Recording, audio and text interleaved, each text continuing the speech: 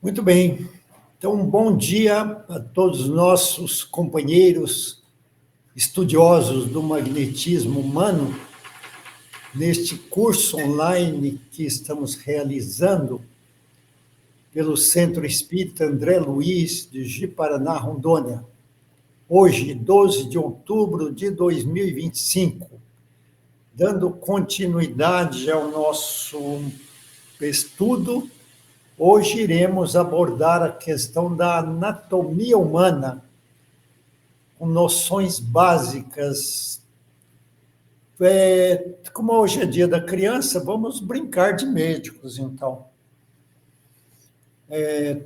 Logicamente, fizemos uma abordagem bastante simplificada, que vocês mesmos notarão a complexidade que é a estrutura da nossa maquinaria física, mas nós, pensando em, eu como médico, mas pensando em todos, que são das várias áreas, fora da área da saúde, mas é importante quem trabalha com magnetismo ter um conhecimento básico da estrutura do nosso corpo físico. Então, depois nós vamos disponibilizar no grupo este livro que fala de anatomia e fisiologia humana aplicadas ao magnetismo. Esse livro foi organizado por esse companheiro José Garcia Simões Barata, com a colaboração da Marcela Colossi e do Adilson Mota, que são magnetizadores. Então, é um material bem completo, mas complexo. Nós pegamos algumas coisas dele, mas também da internet, vários materiais. Esse livro, então, nós vamos depois disponibilizar no grupo para quem quiser estudar, analisar com mais detalhes alguns aspectos, poderá fazer. Bom, corpo humano. O corpo humano, na nossa visão, é o templo que habitamos, o uniforme que usamos enquanto estagiamos neste plano da matéria. Os profissionais da área da saúde no Brasil que trabalham relativo à manutenção da nossa maquinaria física são os profissionais da área da medicina, da enfermagem, da farmácia, da fisioterapia, da odontologia, da psicologia, da nutrição, da biomedicina, da biologia, da educação física, da fonoaudiologia, da terapia ocupacional, da medicina veterinária e do serviço social. Essas 14 áreas compõem os profissionais da área da saúde no Brasil. Então, não são só os médicos e os enfermeiros, né? Toda essa área aí interessa o conhecimento para a manutenção do equilíbrio da saúde orgânica do ser humano. Então, a anatomia. O que vem a ser? Então, nós temos a anatomia, a fisiologia, a histologia humana, a química e o psiquismo. O que seria, então, a anatomia humana? É a parte da ciência que estuda a estrutura do corpo humano. E temos a anatomia patológica, que estuda as mudanças provocadas na estrutura pelas doenças. Temos a fisiologia humana, que estuda o funcionamento do corpo humano. E a fisiopatologia estuda as disfunções provocadas pelas doenças.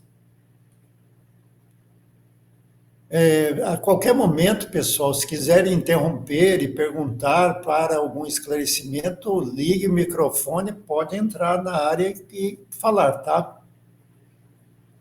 O corpo humano ele é formado por proteínas, lipídios, que são as gorduras, os carboidratos, os minerais em número de 21, as vitaminas em número de 13 e a água, que compõe o nosso corpo físico em mais ou menos 60%. Então, juntando todos esses elementos aí, que são, na visão magnética, condensados fluídicos, compõem a estrutura do nosso corpo físico. Então, nós somos um aglomerado de proteína com gordura, carboidrato, com minerais, vitaminas e água, que preenche, na realidade, o nosso perispírito, que também é uma outra matéria, com outra composição, com outra combinação, mas também um corpo material, e que estamos vestidos com esses dois corpos. Bom, esses 8 materiais se combinam para formar as organelas. As organelas, elas compõem o interior de uma célula, e elas são em números variáveis. Cada célula, com cada função, tem as suas organelas. Depois nós vamos ver uma imagem do que são organelas. A gente quase não fala nisso, porque isso é lá do estudo da fisiologia. Aí, as células, no nosso organismo, existem aproximadamente de 30 a 37 trilhões de células. Essas células, por exemplo, os neurônios, são 86 bilhões de neurônios no nosso sistema nervoso. As células se unem formando os tecidos, e esses tecidos formam os órgãos. Os órgãos do nosso corpo físico são aproximadamente 80. E esses órgãos, eles compõem os sistemas, que são em número de 13. Nós temos um desses sistemas que são os músculos. Nós temos de 600 a 660 músculos no nosso corpo físico. E temos o esqueleto, que sustenta toda essa maquinaria, que são os ossos e as articulações. Os ossos, nos bebês, em número de 270, e no adulto, 206. Porque esses ossos vão se fundindo, formando um só, e aí, então, no adulto vai diminuindo o número. E a união desses ossos constitui as articulações, em número de 250 a 350. E revestindo tudo isso, nós temos a pele, aproximadamente 2 metros quadrados de pele, que pesa aproximadamente 4 quilos. Então, tudo isso aí é o que compõe a nossa vestimenta carnal. Imagine estudar cada um desses detalhes aí, não é? Só os órgãos são 80 órgãos. E as articulações, se for estudar cada articulação, 350 articulações, e cada uma delas tem as suas funções, as suas especificações. E nós temos, então, os também chamados sentidos. Os sentidos são 7. Nós temos a visão, a audição, o olfato, o paladar e o tato. Esses são os 5 mais conhecidos. Nós temos 2 que não é muito falado, mas que também compõem os sentidos do ser humano, que é o do próprio percepção, que é a consciência da posição do corpo, e o equilíbrio. Não, isso não é vestibular de passar em faculdade, não. Isso aí é o sentido do vestibular que está no centro do equilíbrio para nos mantermos na posição de pé. Por isso que quando dá problema no vestibular, nós temos labirintite e problemas de equilíbrio para nos mantermos em pé. Então, só estudarmos cada um desses sentidos já dá um belo curso. Existe no nosso corpo vários órgãos, os 80, como nós vimos, mas 5 deles são considerados vitais, ou seja, não dá para sobreviver sem eles. Quais são? O cérebro, o coração, os rins, o fígado e os pulmões. Os demais a gente pode viver sem parte deles e até sem nenhum deles. Mas esses 5 aqui são vitais. E também compõem o nosso organismo físico 13 sistemas. Sistemas são as organizações em que se estruturam os órgãos para formar a nossa maquinaria física. Então, vamos ver esses 13 sistemas. Nós temos o sistema cardiovascular, o respiratório, o digestório, o nervoso, o endócrino, o urinário. Depois, o reprodutor, o muscular, o esquelético, o linfático, o tegumentar, o visual e o auditivo. Então, esses 13 compõem os sistemas do nosso corpo físico. Daria para dar uma aula só de cada um deles, já seriam 13 aulas.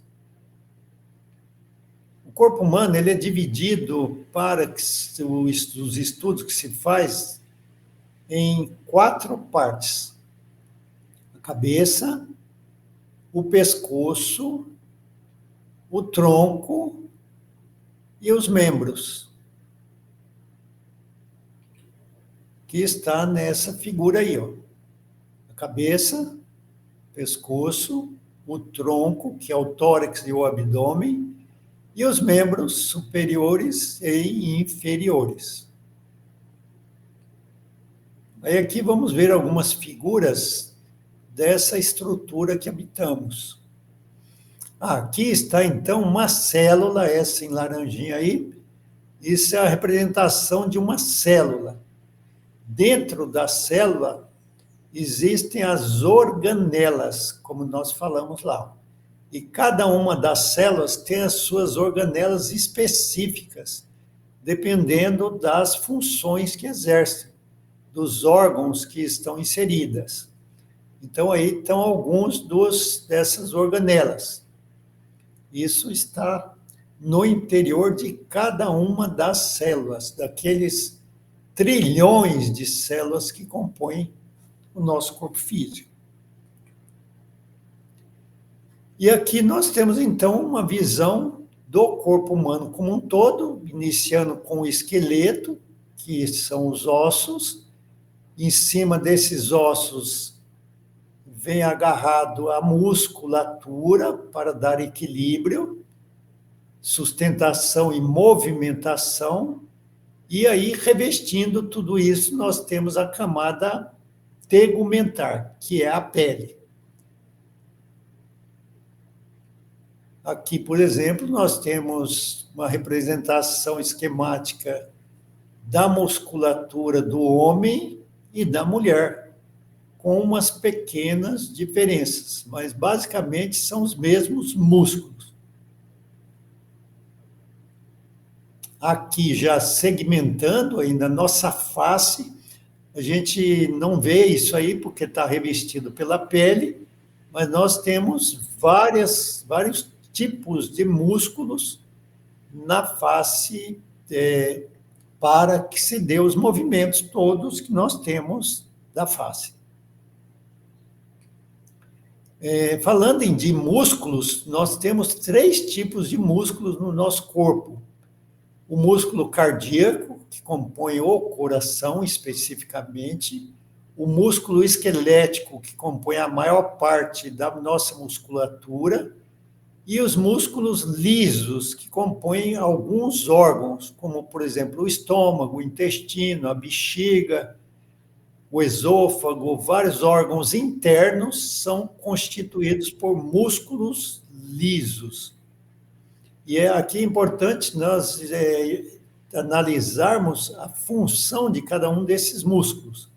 Por exemplo, o músculo cardíaco, ele é imparável.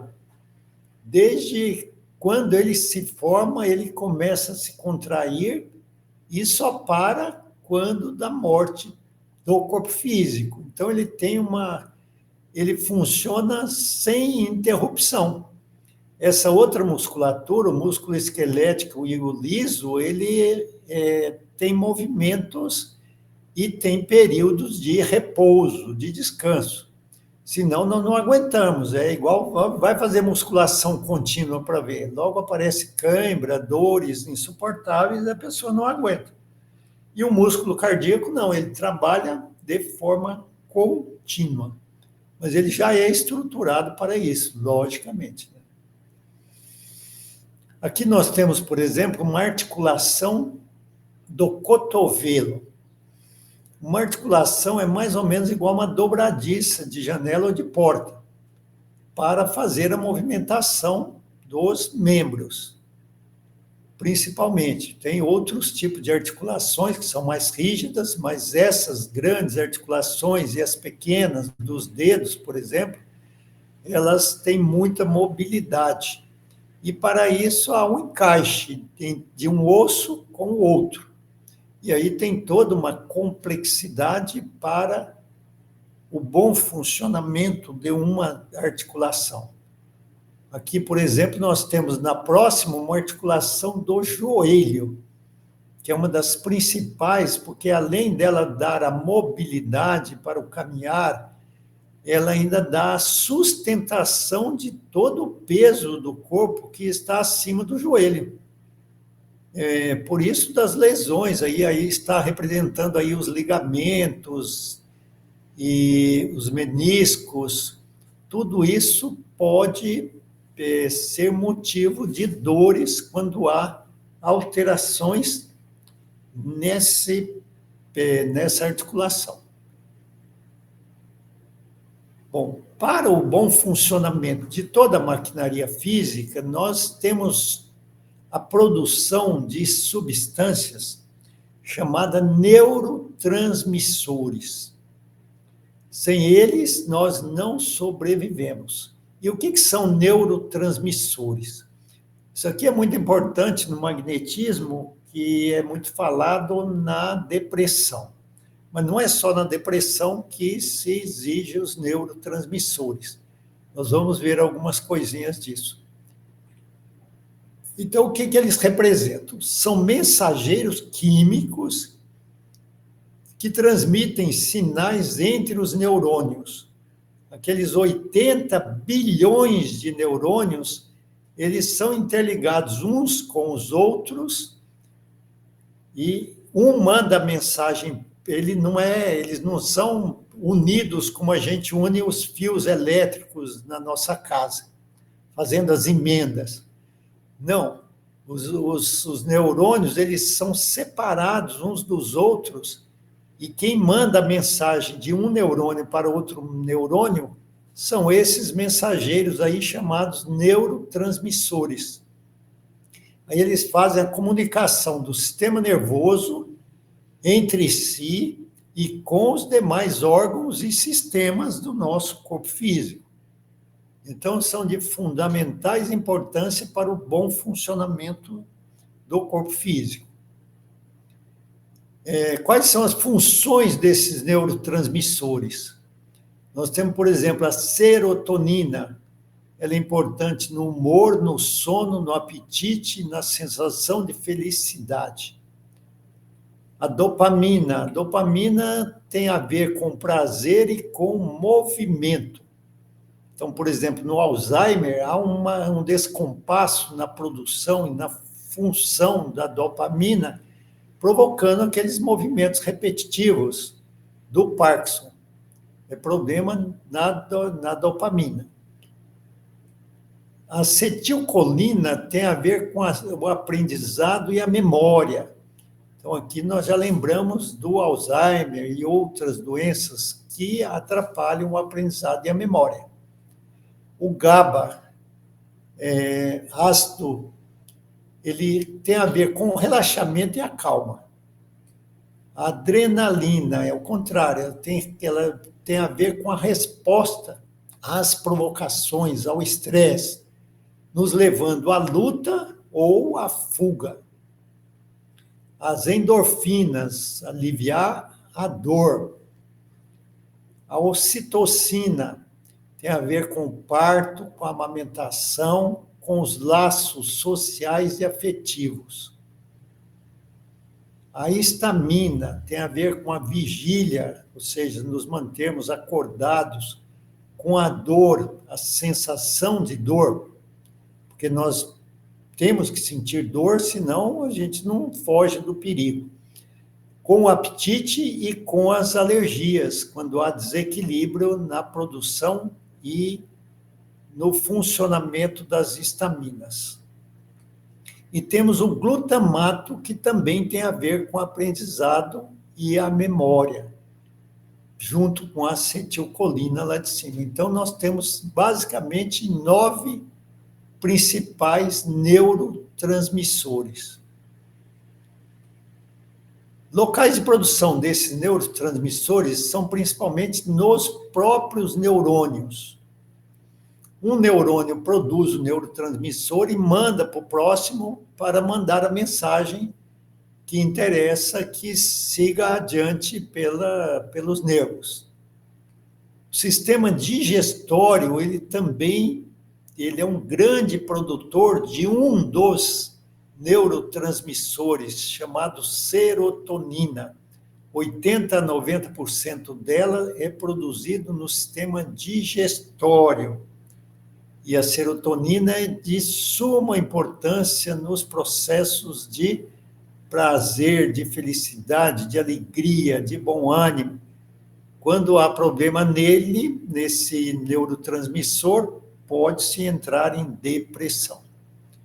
E temos também as plaquetas, que é uma dos componentes do nosso sangue, que são produtores de neurotransmissores, em menor grau. Bom, vamos então começar com aqueles sistemas que compõem agora a estrutura do nosso corpo físico. Até aqui nós falamos um pouco aí, um apanhado geral do funcionamento dessa maquinaria. Sistema nervoso. O sistema nervoso ele é dividido em central e periférico. O sistema nervoso central, ele está centralizado na calota craniana. Ele é um dos principais órgãos do corpo humano. Logicamente que sem ele, não, ele é um órgão vital e ele é tão significativo que ele está protegido por esta camada óssea e dura. Eu sempre brinco com as crianças o seguinte: a criança caiu, bateu a cabeça. Eu digo, ainda bem que você é cabeça dura, porque se a cabeça fosse mole, esmagava o cérebro, né? E o cérebro é muito importante, muito sensível, então ele fica mergulhado, protegido pela calota craniana, que são todos esses ossos que compõem a caixa do crânio.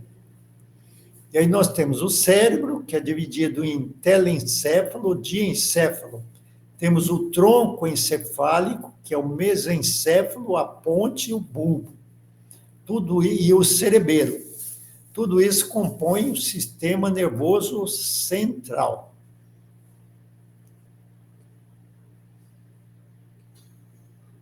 Aí nós temos aqui, no sistema nervoso central, 2 glândulas de extrema importância. Uma delas é essa aqui, que é a hipófise. A hipófise fica no interior do cérebro, muito bem protegido pela calota craniana. E ela tem extrema importância que nós vamos ver logo a mais no funcionamento do nosso organismo. Só para a gente se localizar onde que está o hipotálamo, a hipófise. A hipófise é chamada também glândula mestre. Ela que comanda, na realidade, todo o funcionamento do nosso corpo físico. É responsável por produzir e liberar hormônios. Esses hormônios, eles regulam o crescimento, o metabolismo e as funções das outras glândulas endócrinas. Então, ela que envia a mensagem para as outras glândulas produzirem os hormônios específicos. E aqui está, então, uma figura aí centralizada pela hipófise, produzindo hormônios e mandando para cada uma dessas outras glândulas ou órgãos, no caso ali a pele, o osso, e a glândula mamária, os rins, os ovários, o testículo, a tireoide e os músculos. Tudo isso, e o córtex suprarrenal. Tudo isso funciona a partir dos hormônios produzidos na hipófise. Temos também a chamada glândula pineal. A glândula pineal fica localizada também no centro do cérebro, perto da hipófise. E essa produz especificamente a melatonina, que regula o ciclo de sono e vigília. E tem as funções reprodutivas e no controle dos ritmos sazonais. Então, ela tem fundamental importância na nossa vida também. Nós vamos ver a imagem aqui, onde é que está localizada a glândula pineal. E, em termos de mediunidade, considera-se a glândula pineal como se fosse aquela pecinha que ficava nas antenas parabólicas, recebendo os sinais da parabólica. Então, a glândula pineal é a nossa ligação com outros planos, que aí é por onde se exerce a mediunidade. Tanto a mediunidade nas suas várias nuances. Então, é a glândula pineal. Fica super protegida também no interior do cérebro. Agora, aqui nós temos, então, o sistema nervoso central, nós falamos, a parte que fica ali no interior da calota craniana e desce pela medula espinal, na coluna vertebral até o cóccix, em toda a coluna. Tudo isso compõe o sistema nervoso central. Do sistema nervoso central partem os nervos. Primeiro os nervos cranianos, os gânglios nervosos e os nervos espinais, que vão inervar todo o restante do nosso corpo físico. Não há nenhuma parte do nosso corpo físico que não tenha nervos.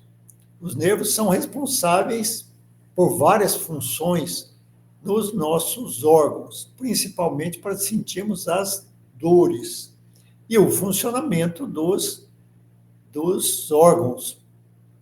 É como se fossem fios elétricos espalhados por todo o nosso corpo, saindo da medula e do sistema nervoso central, lá os nervos cranianos. Entramos agora num outro sistema. Então, o sistema nervoso ele é bastante complexo, logicamente que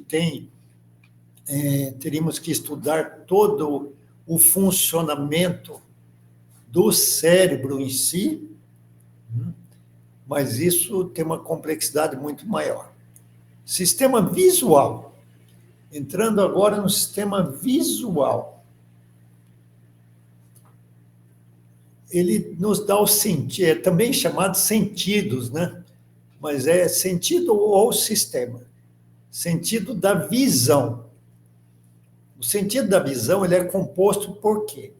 Pelo olho, e o olho é dividido em córnea, a íris, a pupila, o cristalino e a retina.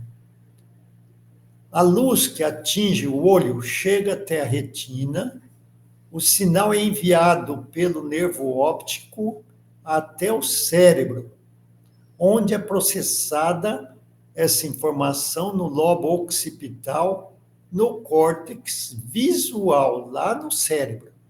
Então, nós basicamente enxergamos com o olho e com o cérebro.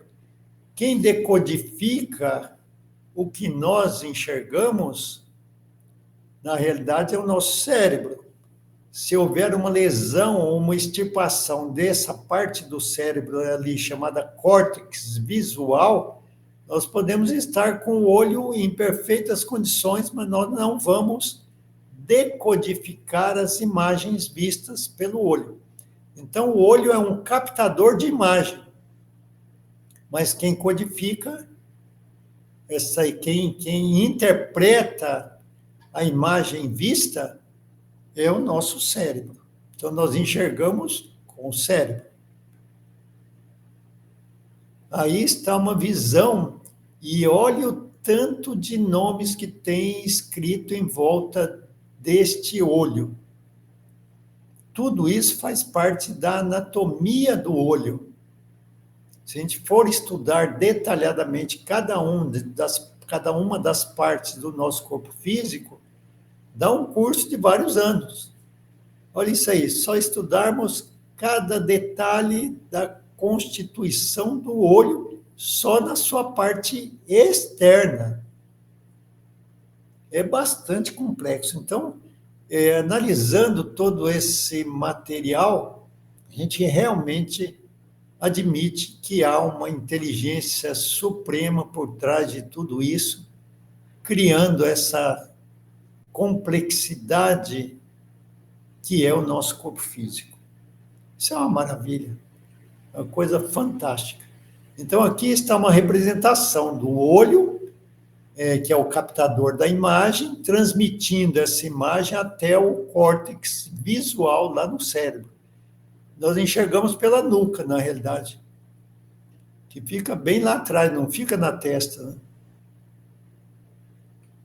Aqui também temos, aqui, com os dois olhos lá, e o nervo óptico transmitindo a imagem lá para o córtex visual que fica na nuca.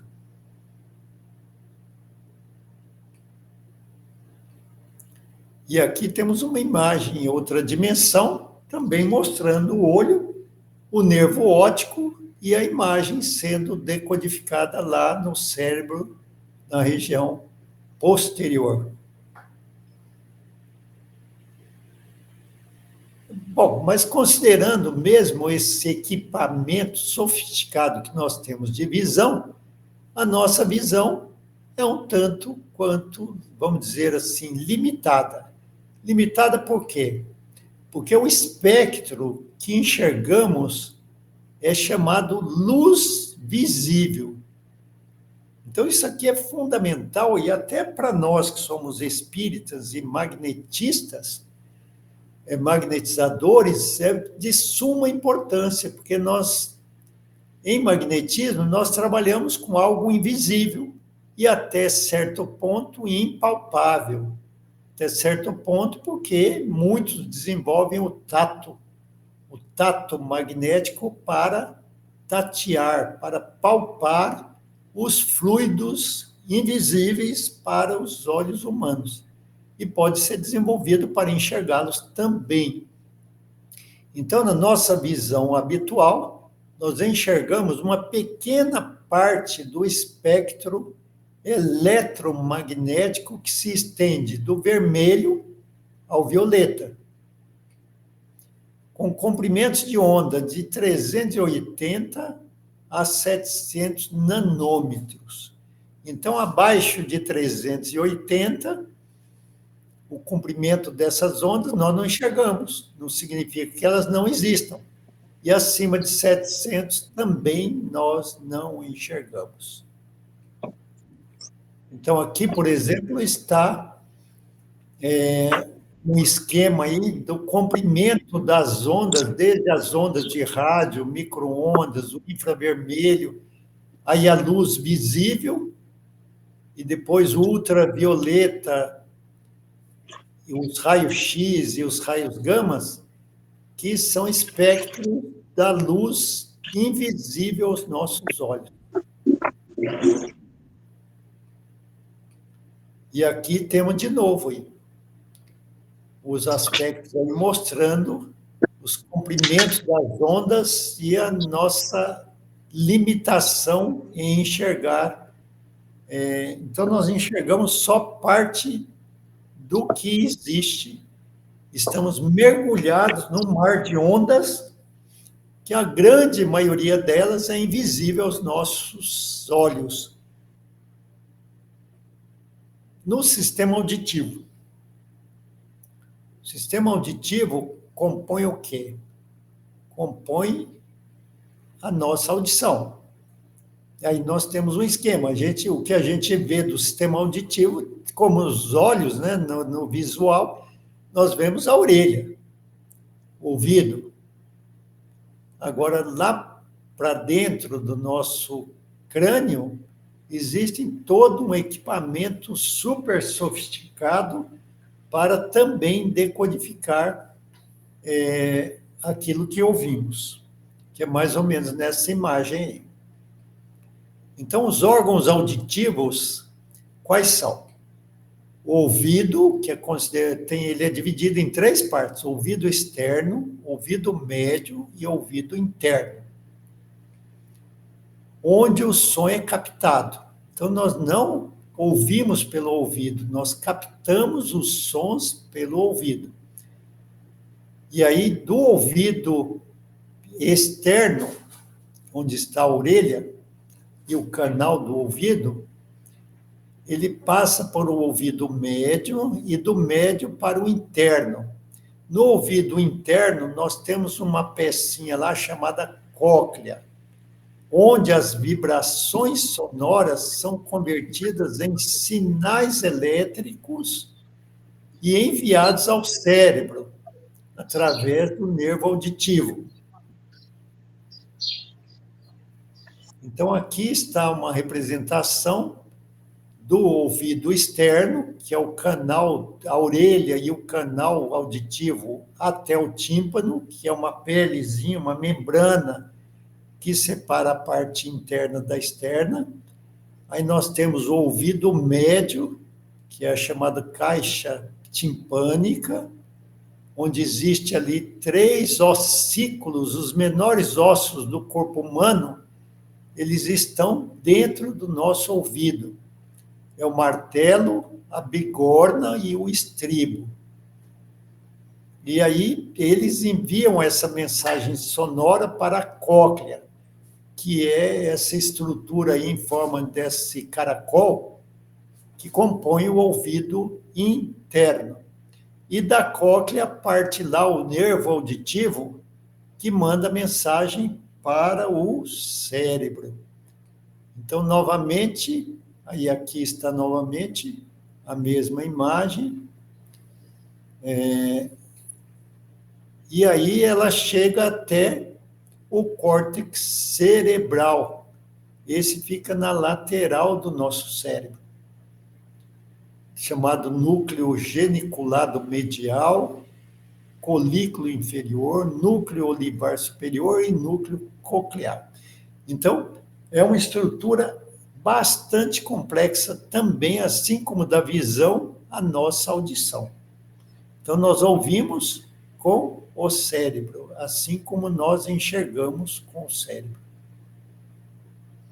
O quanto ouvimos, né? Nós enxergamos um espectro limitado da luz visível, de ouvir é a mesma coisa. O espectro de ondas que ouvimos é um intervalo de frequência sonora audível pelo ser humano, que vai de 20 a 20 mil hertz, ou quilohertz. De 20 hertz a 20 quilohertz. São sons com frequência abaixo de 20 são os chamados infrassons. E os sons acima de 20 mil são os ultrassons.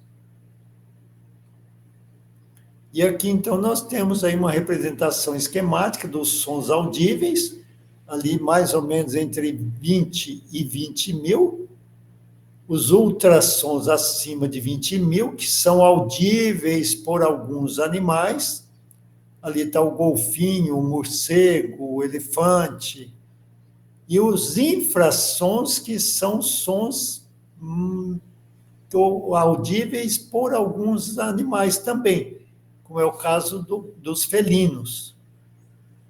E nós estamos aqui no meio. Então, nós ouvimos só uma parte dos sons existentes na natureza.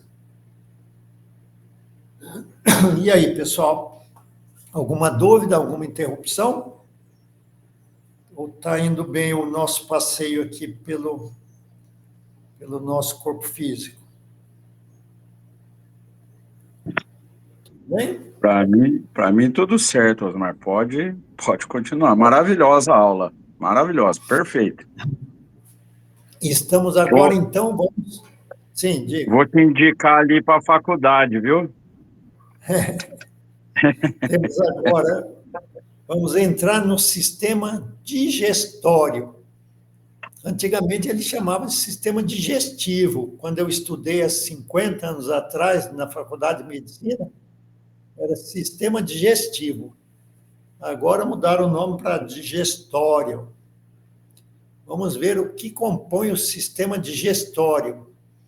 Os principais órgãos desse sistema são a boca, o esôfago, o estômago, o fígado, o pâncreas, o intestino delgado, o intestino grosso, o reto e o ânus. Então, esses 9 órgãos compõem o sistema digestório. E aqui é importante porque nós, magnetizadores, vamos trabalhar bastante com problemáticas nesses órgãos. E vamos analisar superficialmente, lógico, como nós falamos lá, são noções básicas. E as principais funções do sistema digestório, o que ele faz no nosso corpo? Ele faz a digestão, a quebra dos alimentos em moléculas menores. Essa digestão, ela começa onde? Ela começa na boca. Então, não é só o estômago e o intestino que digerem os alimentos. Então, a quebra dos alimentos através da mastigação e da mistura que faz a movimentação do alimento dentro da boca, se misturando com a saliva, já é o primeiro processo de digestão. Por isso que o ideal seria nos alimentarmos umedecendo os alimentos com saliva e não enchendo a boca de comida e bebendo para engolir. Né? Então, a quebra ela vai sendo quebrada em pedaços menores. Começa na mastigação e depois ela vai... Esses alimentos digeridos no estômago e no intestino, eles vão passar pelo processo de absorção. Então, é onde os nutrientes resultantes dessa digestão são absorvidos pelo intestino e lançados na corrente sanguínea, que é feita nos intestinos. E aí, esses elementos absorvidos, eles serão armazenados. Aonde? No fígado, principalmente. Ou distribuídos já pela corrente sanguínea para outros locais, onde serão utilizados como combustíveis para manter aquela maquinaria lá que nós vimos lá, de proteína, carboidrato, gordura, minerais, vitaminas e água. Tudo isso aí passa basicamente pelo sistema digestório. E aí é feita a eliminação também pelo sistema digestório das partes não digeridas, que nós conhecemos como as fezes humanas. Então, nós temos aí um dos principais órgãos, que, aliás, é um órgão vital, que é o fígado. Ele tem funções muito importantes. Ele filtra o sangue, removendo e metabolizando substâncias nocivas, como drogas, álcool e toxinas. Então, ele é um armazém lá dos nutrientes, mas também ele faz essa filtragem do sangue. Aproveita o que é bom e degrada e metaboliza essas drogas, álcool, toxinas, para que sejam eliminadas pelo próprio fígado, através da vesícula biliar, ou mandando para a corrente sanguínea esses elementos para serem eliminados pelos pulmões, pelo ar expirado, ou pela urina, ou pelas fezes, pelo intestino. Ele também, o fígado, é responsável pela produção da bile, que vai trabalhar na digestão das gorduras. E também sintetiza proteínas e fatores de coagulação. Então, ele pega os aminoácidos que foram absorvidos lá do intestino, chega até o fígado junta vários desses aminoácidos e constrói as proteínas e manda essas proteínas para os departamentos para serem utilizados em cada um dos outros órgãos ou sistemas. Ele também é responsável pelo metabolismo dos carboidratos, aqui no caso os açúcares, que principalmente a glicose, mas também das proteínas e das gorduras. E faz a regulação da glicose e o armazenamento de vitaminas e minerais. Aqueles 21 minerais que compõem o nosso corpo físico passam todos pelo fígado. E as vitaminas, em número de 13, também passam por ali. E, além disso, ele faz a destruição de células sanguíneas velhas e algumas bactérias que foram absorvidas pelo intestino. Ao chegar no fígado, ele destrói essas bactérias e elimina os resíduos, os escombros que ficaram. E as células sanguíneas velhas, elas também são destruídas e as peças são mandadas de volta para a formação de novos elementos do nosso sangue. Como na desmontagem de um carro. As peças aproveitáveis são colocadas em carros novos. Só para aqui alguns detalhes que são de extrema importância, lá, o comprimento do nosso intestino. Nosso intestino total tem de 7 a 8 metros de comprimento. O delgado é o intestino mais longo, de 6 a 7 metros, e o intestino grosso, ele é mais curto, 1,5 metro. A superfície de absorção dos nutrientes digeridos, nós temos uma superfície de 250 metros quadrados. Então, imagine um terreno onde nós construímos uma casa de 250 metros quadrados. Se a gente pegasse o intestino, esses 8 metros do intestino, e o que reveste ele por dentro, e a gente esticasse ele, daria uma película para cobrir todo esse terreno, de 250 metros quadrados. Então, é muita superfície para a absorção dos nutrientes que estão aí trabalhando a nosso favor. E aqui, então, nós temos aí a representação esquemática do nosso sistema digestório, esse belo sistema.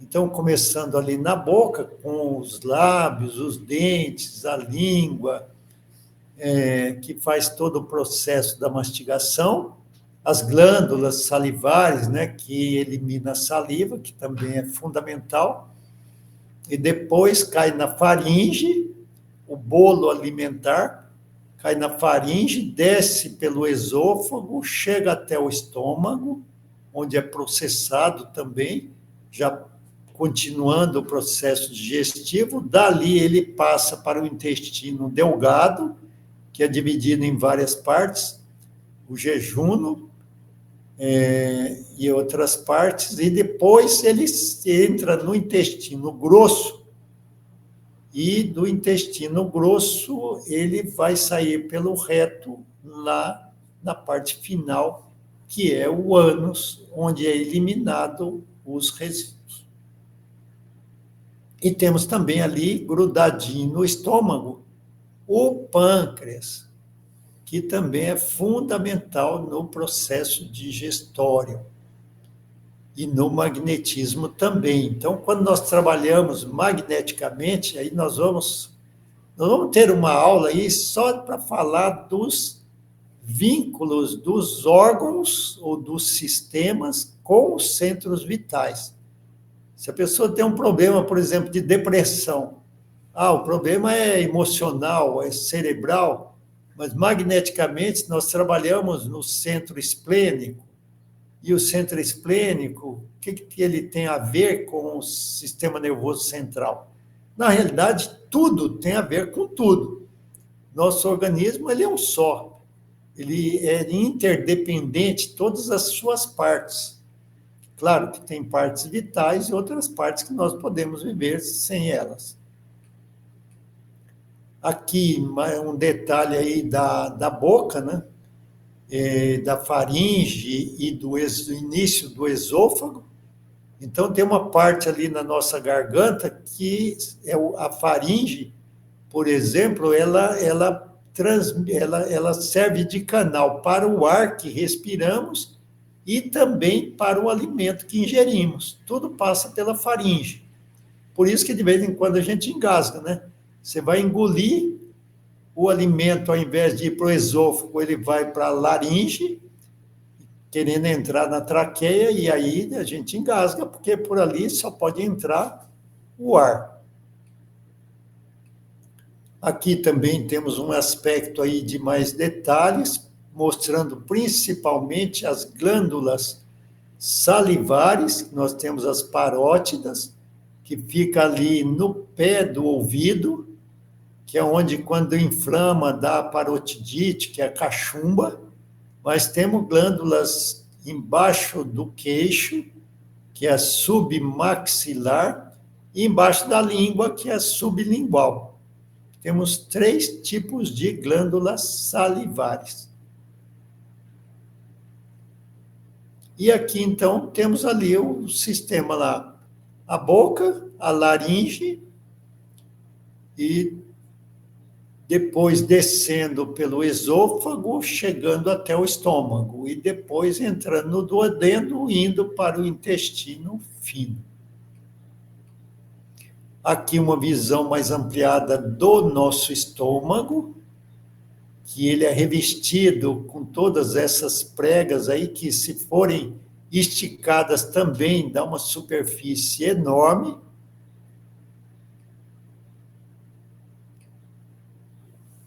E aqui uma visão geral do nosso sistema digestório, do esôfago para baixo, né? Temos aí o estômago, o fígado, a vesícula biliar, o pâncreas, o intestino delgado e o intestino grosso.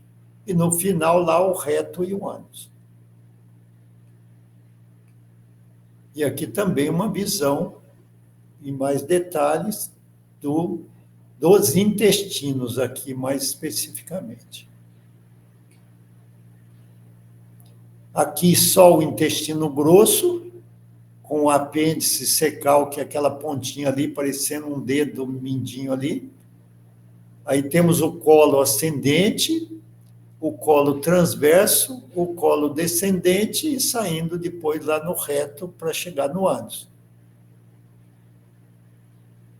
E aqui uma visão mais ampliada do nosso fígado e a vesícula biliar. Bom, agora deu o nosso tempo, nós vamos dar um intervalo aí dos nossos 15 minutos e depois damos continuidade com o sistema cardiovascular.